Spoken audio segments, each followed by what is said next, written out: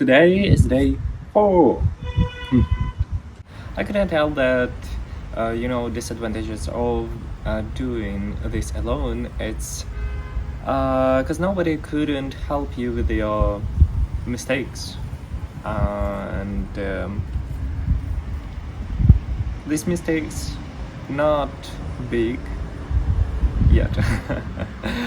Yet I didn't make big mistakes, but it's still I have to count and paint some spots also, because for instance for these doors I forgot, and a second door I forgot to remove a shield.